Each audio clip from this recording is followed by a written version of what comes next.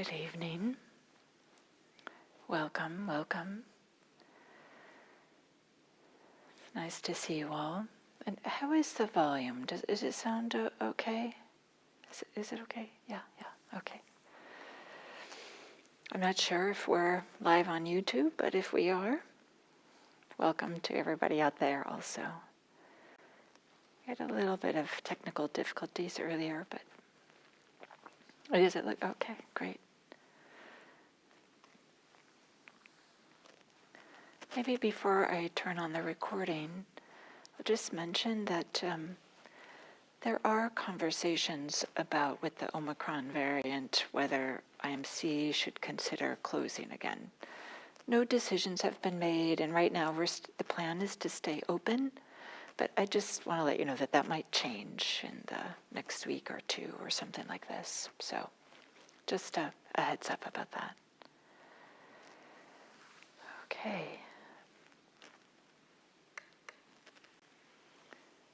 So a really warm welcome. It's nice to practice together. While we were sitting, sometimes we hear the rustle of somebody shifting their posture, and somehow it just made me happy. There's, human bodies here, individuals here together, practicing. So thank you. So tonight I want to talk a little bit about something that seems so obvious. Like it seems like we shouldn't even have to talk about it. And yet there's a way that there can be a depth about it, and there can be some real awakening or some new understanding when we really look at it, when we kind of unpack it or explore it in some kind of way. And that is this idea that the actions we take, whether they are of body, speech, or mind, so whether they're thoughts, I'm putting thoughts in there with this category of actions. Actions have consequences. There's a cause and effect. And this is not anything new to anybody in this room. In fact, I think there's even like a physics law about this, right? For every action, there's an equal and opposite reaction, right? It's so fundamental that even the physicists have talked about it. And so we know this, that if we are dishonest with a friend, and our friend discovers this, or even if they don't discover it, but it affects our relationships. If we spend a lot of time being angry at the news, then our minds get filled with angry thoughts, and we tend to just have a lot of tension and anger inside of us. And of course there's this teaching that which one ponders becomes the inclination of the mind, right? So we're kind of like priming the mind to just be more readily angry if we're just fueling it all the time. So to be sure, some things have little impact on our lives that we experience. Maybe there's not a big impact that we have to wait in line a little bit longer at the grocery store, for example. Some things have large impact. If we find ourselves behaving unethically, this could unfold in a way that has large impact. If we do a lot of meditation, that can be a way that also there's a big impact. So some of the impacts, some of the consequences are small. It might even be dismissive, and some are large. But there is nothing that doesn't have any impact. And part of the Buddhist practice is to just thoroughly recognize this and to thoroughly understand this. That of course things have consequences. And this simple idea, which now is so commonplace for all of us, wasn't so obvious at the time of the Buddha. In fact, there's another teacher, a non-Buddhist, that gets described in a number of different places in the suttas, and A little excerpt of what this other teacher would say, Macaulay Gosala. He would say, there is no cause or condition for the corruption of beings. There is no cause or condition for the purification of beings. All beings, all living creatures, all sentient beings lack control, power, and energy. Instead, they are molded by destiny, by circumstance, by nature. So this idea that something out there was responsible for whatever happened to a person. So it didn't matter what a person did. There was something out there, and it wasn't ever, for this particular teacher, wasn't clearly described what that was. But this idea then that people, doesn't matter what we do. Doesn't matter. No consequences. We might say that the Buddha's teaching on the Four Noble Truths is the opposite. There are consequences. There's a number of different ways in which we can approach the Four Noble Truths. We can emphasize different parts, and we can translate some of the words a little bit differently. But one way to look at this is that there is dukkha, right? The first noble truth, there is dukkha. We can translate dukkha as just this dissatisfaction, like just things are not quite right. And maybe we can't even necessarily put our finger on it. It just feels dissatisfying or just not perfect. All the way to dukkha being the suffering of tremendous physical pain that humans can experience. Tremendous emotional pain that humans can experience. So this dukkha from just something not quite being right to great pain. First noble truth, there is dukkha. And then the second noble truth, there is a cause for dukkha. Dukkha is a consequence of something else. There's a reason that it's there. It doesn't mean that we know it. It doesn't mean that it's obvious to us. But it does mean that it's not like magic or, somehow it's happening from some other reason that has nothing to do with humans. Or I guess it might be right. I mean, weather and these types of things that happen. But I'll unpack this a little bit more about what I mean by dukkha. So, second noble truth, there is a cause. Third, there is a cessation of dukkha. And fourth, there is a way leading to the cessation. So, practicing this path requires that we recognize that there are actions that bring us dukkha, and there's actions that bring us non-dukkha, you might say, freedom, peace, ease. And so much about this practice is just recognizing, okay, is this going towards dukkha or not, is it going towards freedom? And we could interpret the Four Noble Truths this way. And without this understanding, of course, it's really difficult to have our lives unfold in a particular way. That everything has consequences, and we can consider whether those consequences are more dukkha or less dukkha. Maybe what I've been saying, it's like, okay, Diana, we know this. This isn't our first Dharma talk. We've heard about the Four Noble Truths. We've heard about dukkha. But something that I appreciate so much about the Dharma is how there's this depth and this breadth. When we really explore, we can find something that meets us wherever we are. We hear about teachings, we read suttas, we practice again and again. And then sometimes our understandings start to shift. The way it touches us starts to shift. And we start to, even though we might have seen it so many times, we might see it in a new way and understand something differently and that we didn't understand before.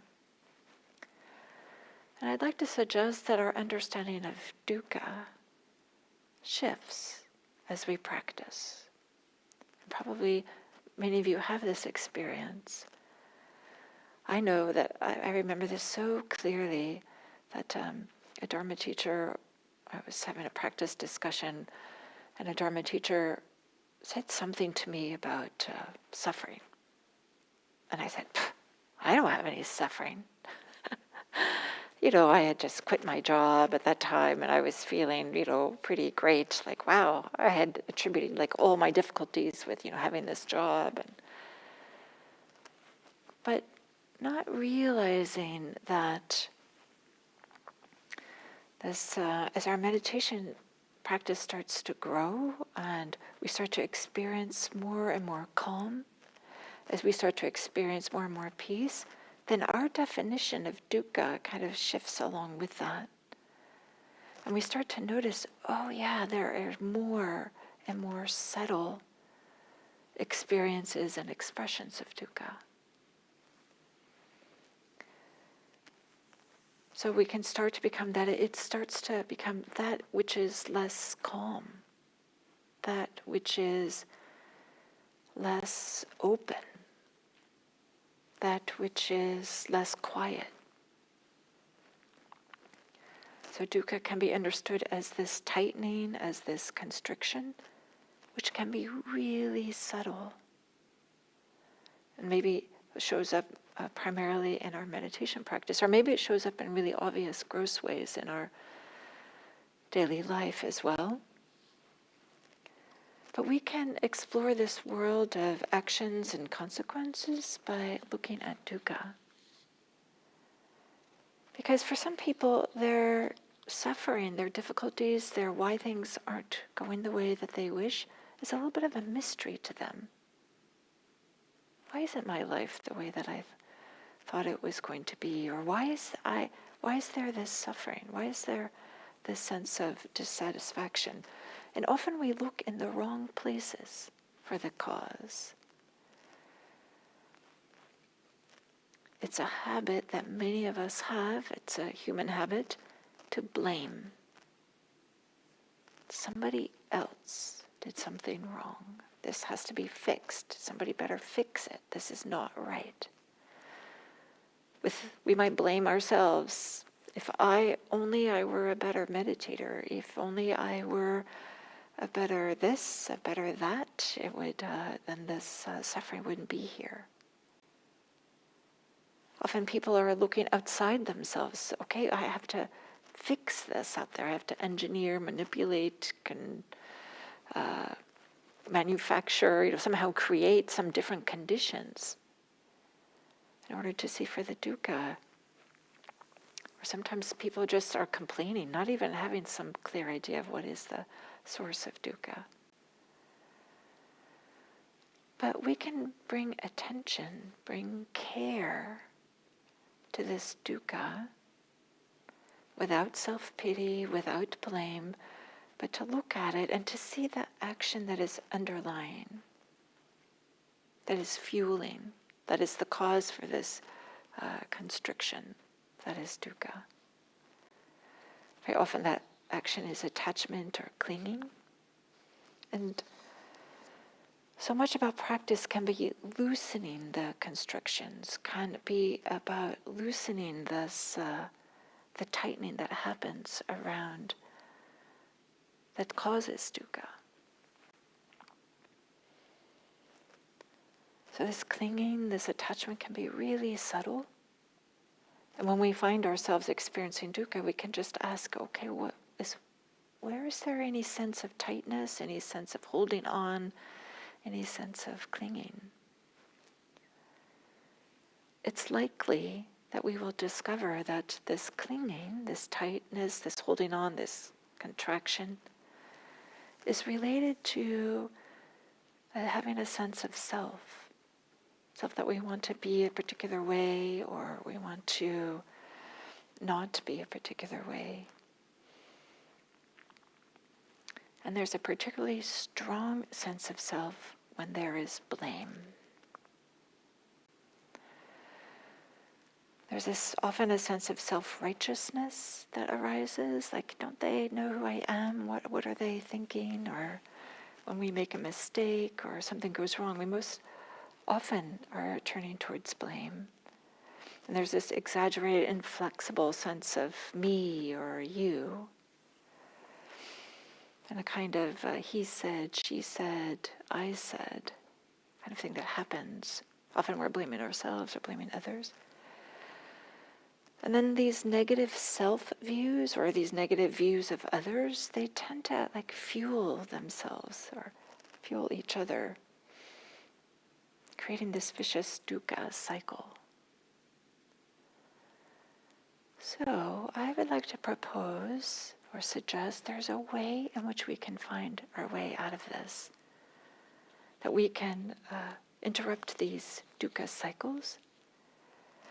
And one way is to re-look at, reanalyze any experience in which we're having dukkha, and look at it again, maybe it's on the cushion or outside of the cushion, as a way to understand what are the conditions that came together that supported this experience of difficulty, this experience of dukkha.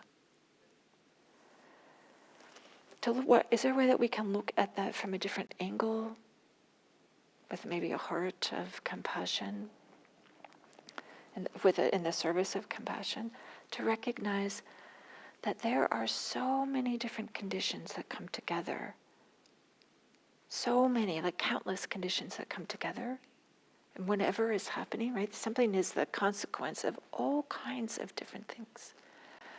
Us being here together is consequence of this building being built, and this things on the internet that's on the calendar, and however transportation you use to get here, right? It's countless things that come together.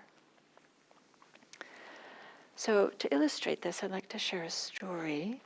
This story is from Rob Burbea, and that gives an example of how one might do this. So imagine that or perhaps this actually happened, you were with a friend, and your friend is telling you some difficulty she is going through. And you're listening as attentively or sympathetically as you can, but at the same time, you're also aware of some disquiet within yourself. And you're vaguely worried that maybe you should have a little more empathy, or you should have some more compassion for your friend. But they're telling you this story about her difficulty, and somehow you feel unmoved, not really touched by what this is saying. And later, when you reflect on this, it bothers you, and you wonder, is there something wrong with me? Why wasn't I able to connect with my friend? And maybe you have this idea, well, I've been doing all this practice, and am I just a cold-hearted person after all? How come I couldn't connect with this person that I care about? But that way of considering that particular activity or that particular experience is where you're focusing on yourself and holding only yourself responsible for how things went. Fails to take into account a whole range of other factors that contributed to limiting the connection you felt with your friend. For example, it could be something really basic. Maybe you had a headache and you weren't quite feeling the best version of yourself, feeling a little bit off. Maybe you were tired. We shouldn't underestimate, right, how human beings are not the best versions of themselves when they are tired. And when sometimes when we are putting pressure on ourselves to feel something different than what we're actually feeling, we have this idea, I should really be more sympathetic or empathetic or compassionate towards my friend, and yet I'm not. When we are putting pressure on ourselves to feel something that we're not, then often we feel disconnected from ourselves and disconnected from other people around us. So maybe even just having that idea, I should be different, kind of created the conditions for things to unfold a little bit in a different way. So maybe that's one thing that was happening. But maybe there's something a little bit more complex. Maybe there was some slight tension between you and your friend that was left unresolved the last time you met, and something small that at the time seemed insignificant, but now is affecting you. Maybe it's enough that it affects maybe your openness. Maybe you're feeling a little bit more guarded. Or maybe there was something in the way that your friend herself, the way that she was telling the story. Like maybe she was telling the story that she was exaggerating in a way that felt a little bit off. Like she herself was disconnected from the story. Or maybe she felt like she was holding back, or she was hamming it up, being dismissive, whatever it was. There might be a way in which she was behaving. So it's not that we definitely would now blame our friend. Oh, I couldn't feel connected because she was behaving in some particular way. Because, right, there's all these conditions of why she was behaving this way. The point here is that there are different types of conditions that come together for every moment, every one of our experiences, and they all have an impact on our experiences. So sometimes when we blame ourselves or we blame others, we're not taking into account these other conditions. So one way we might do this to reconsider, review, reanalyze an experience we had in which we feel like there's a lot of blame either for ourselves or for others, or that we feel constricted about, or any time in which there's a lot of dukkha. For example, and here's some tools that can be helpful. It can feel cumbersome also, so I offer these just so that they might be helpful. I myself I do this when I get stuck, when I feel like I'm blaming myself or blaming others about some difficulty. I sometimes use these different tools as a way to help. Kind of help flesh out everything that happened. So for example, what are some of the present inner conditions that happened at the time? So what do I mean by that? What was the mind state that you had? What was the emotional state? What were beliefs or perceptions that were really active at that time? And the example that I gave, tiredness, would be an example. What are at the present outer conditions? For the story that I told, it was the way in which your friend was relaying the story, in which she was telling it. Maybe there was something that wasn't quite right or didn't feel quite right. So in the present moment, what was happening in the inside, your inner experience, and what was happening in the environment. But then, of course, what were some of the conditions in the past that related to this? Maybe there's habits of mind or some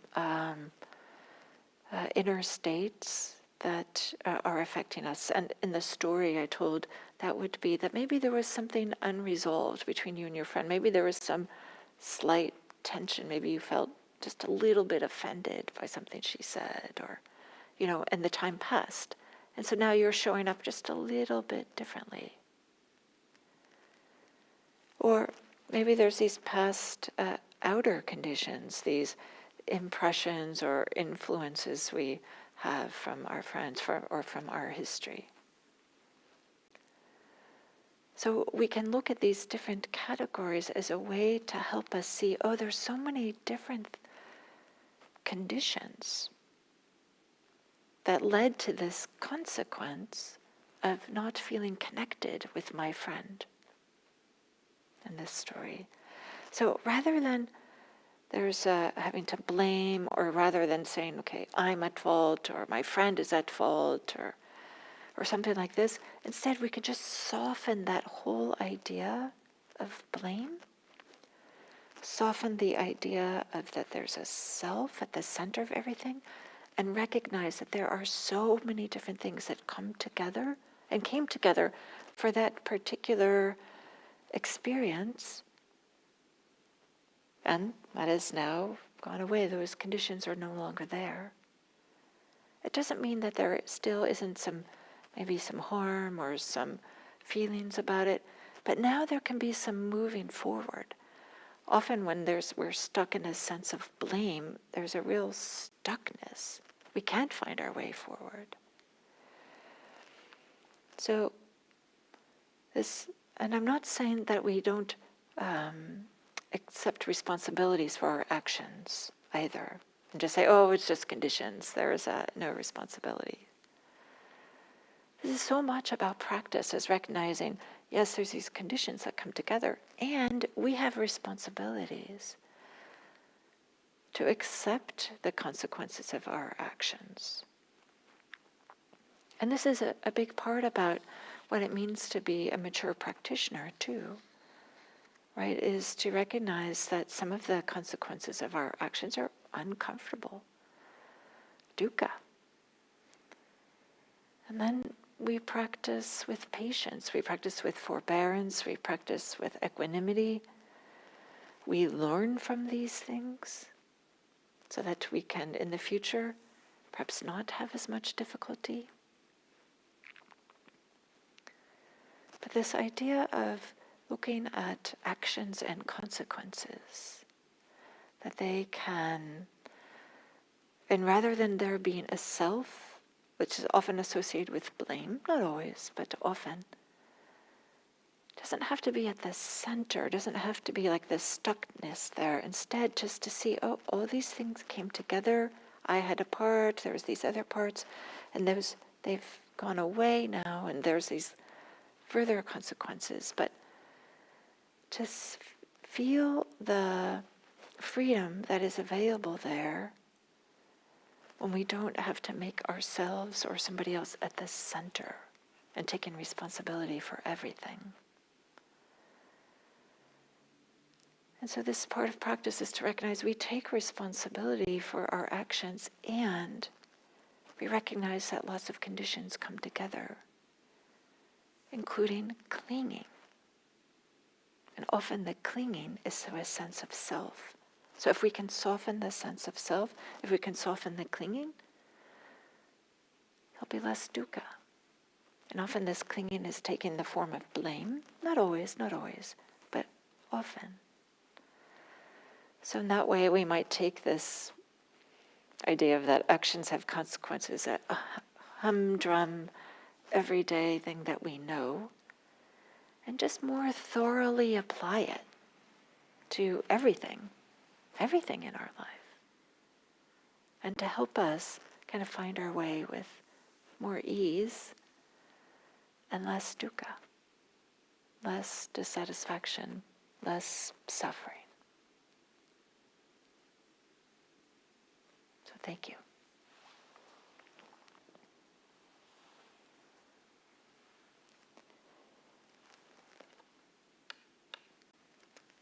So I'll end there. And if you'd like, you're welcome to come up and talk to me, or I don't know if let's, because I already turned off the recording. I was going to say maybe I can do some Q&A in the hall if somebody has a question that they'd like to ask. But yeah, we don't have a microphone, so.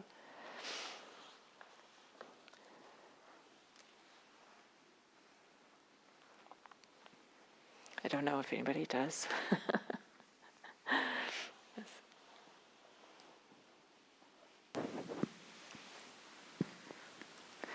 How do we use meditation to prevent future suffering?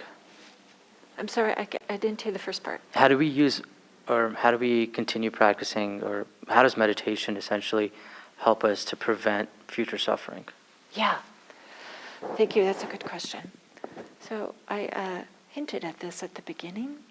As the mind and the body settle, as we start to get more quiet with our meditation, we start to notice these movements of the heart, these movements of the mind that are more towards constriction, that are more towards clinging.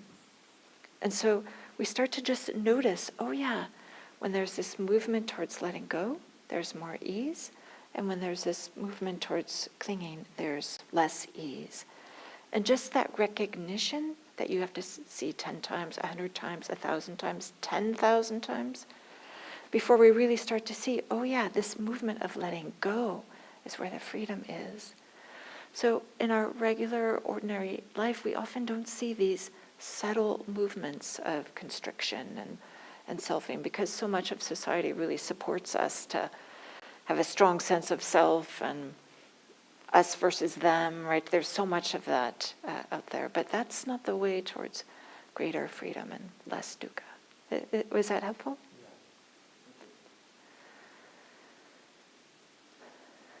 Yes, Bill.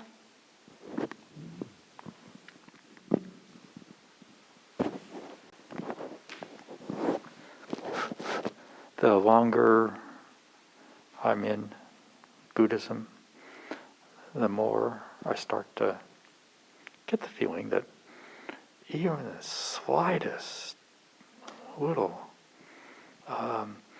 pursing of the lips or knitting of the eyebrow, or maybe or clenching of the jaw, just the slightest little facial movements, or maybe leaning forwards or leaning backwards in social situations, have these, or can have these subtle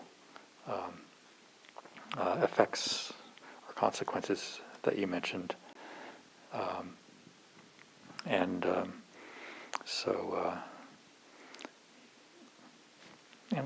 So I think that's a good thing to notice and to try to come back to just like mountain pose as we go through life, or especially in social situations, and be relaxed. I find when I'm in front of someone who is really relaxed around me, something in me just relaxes too. So I'm trying to pay attention to these subtle little things I do. What do you think? Does that sound good? I think that's fantastic, Bill. And you're highlighting also kind of like the link between the body and the mind, of course. But so often we don't really know what's going on. There might be some tension, but we don't know it until we notice something happening with our mind. I know for me, this was a big impact years ago. I found myself standing there with my hand on my hip like this. And I realized oh, I guess I'm feeling indignant. I didn't even know I was, right? And, or tapping my foot, this feeling impatient or something like this. But absolutely. And right, we wouldn't maybe even notice this unless we really know what it's like to be calm and settled. Then these little ways in which agitation gets expressed really gets highlighted. Yeah, thank you, Bill. Just to add, it's been helpful for me to realize that people's antenna are very sensitive. They pick up all this stuff. They may not fully be aware that they're picking it up, but maybe it's just part of evolutionary biology, but I think we do notice almost everything that goes on between people. Yeah, thank you. I would agree. Yeah, we communicate so much, right, by our body language in subtle ways. Yeah. Thank you. Anybody else have a comment?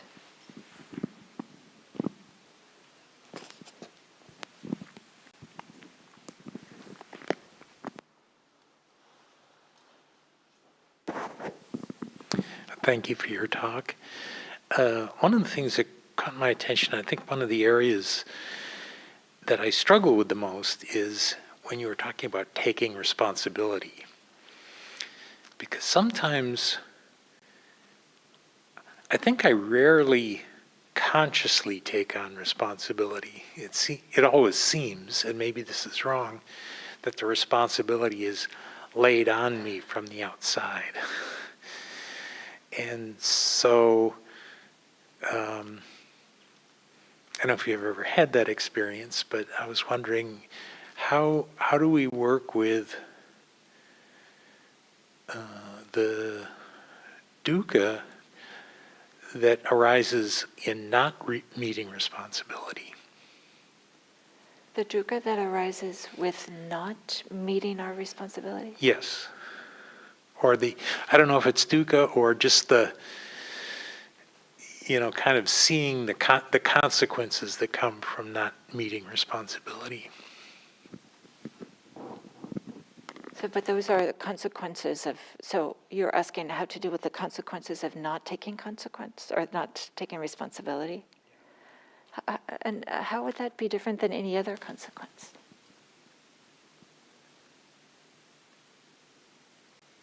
Maybe I'm not understanding the question.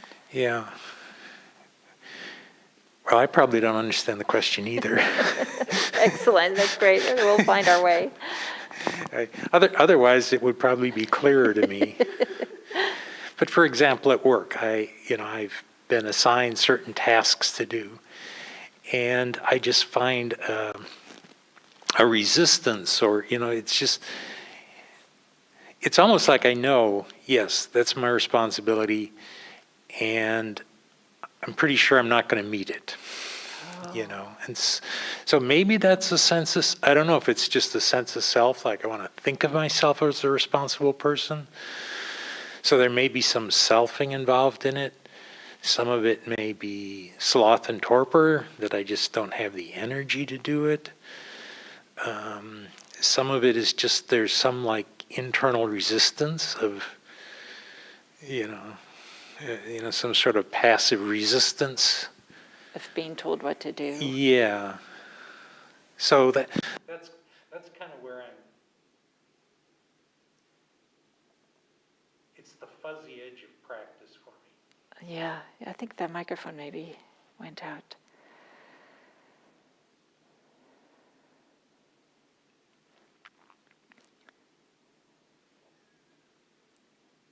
So what would it look like if you were to do what I'm just suggesting here, to look at the different conditions that are coming together?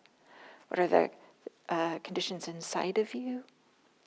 In the present moment, when you receive that email or your boss tells you you have to do X, Y, and Z, and there's resistance, what's that present moment experience in you? Maybe there's times in which you get some responsibilities and you're okay with it, and this time you're not. Or maybe you're always not okay.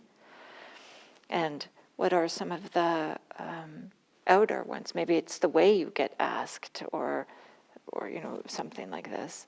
And then there's the past, also past inner ones, like, well, I have this experience every time I do this. It doesn't turn out in a way that makes me happy, or something like this. I'm making these up, Jim. You would know for yourself, but these are a way in which we can unpack it, and so that some of the dukkha flows away, and then there's a way in which we can start to see, oh yeah, I see how I have this habit of showing up in these situations in a particular way. And then maybe we can work with this one particular habit, instead of something that's a little bit bigger and complicated with lots of these different aspects playing together. Does that make sense? Yes. Thank you, Jim. Thank you.